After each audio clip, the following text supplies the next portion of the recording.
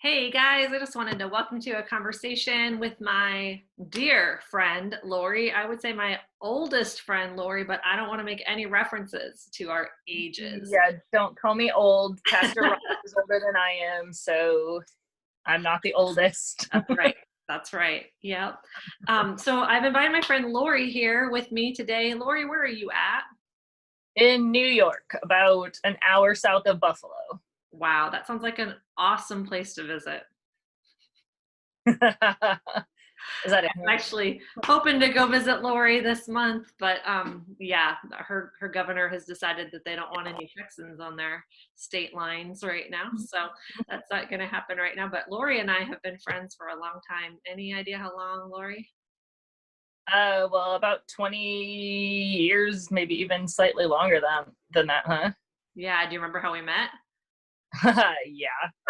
You were a slacker, and we had a sociology class together in college, and you would like roll out of your dorm room and like into class like super tired, and I don't even know how you like there must have been just one seat by me or something, and you came and sat by me. I don't remember how that part happened, but it was an 8 a.m. sociology class, and it was the most boring class Yeah, on the face of the planet. horribly boring, but I remembered it being at 7 a.m. So I don't know. It's an Was it inhumane I time don't know. to talk to people and like When listen you're in to. college, at least, it's Yeah. very early. I mean, now that doesn't sound too terribly early, but it was college. Yeah, well, I remember just getting up and it wasn't even light out yet because it was winter. And up there, it was very dark still early in the day. And so I just remember walking to class thinking, this is stupid. I'm cold and I'm tired. Anyway, well, thankfully we've gone places since then. So I was reaching out to you today because we've been talking about Joshua and Caleb in our Red Thread series for youth group and talking about the importance of having a long-term accountability partner. And you know that I consider you to be my accountability partner. And so I just wondered if you would want to speak to that, like what that looks like over 2 decades plus. Yeah, I don't know if you want me to tell them stories. No, just kidding. I could tell them all kinds of things. Yeah, I'm a real wild card. We won't get into that. Okay. But no, I mean, we just always are there for each other. We're always, a phone call away, even though most of our friendship, we've lived in completely different states. Like there's been a few times that we've lived in the same state for a short amount of time, but it's almost, Month. yeah, it's much more been very long distance, but we always, are just a phone call away when we need something or we're struggling or anything like that. Even for the, fun victories, to a quick phone call to be like, woohoo, this just happened.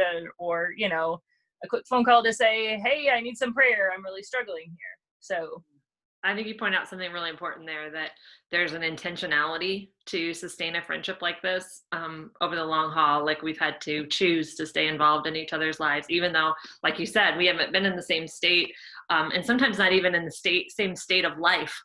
Because Lori has four right. kids. And I have two, and mine are a little older, and she homeschools, and I work, and so we've had to really just choose to stay connected through this time. But what would you say are some of the benefits of having a long-term friendship like this? There's a lot of benefits. One is just you don't have to like explain yourself to them.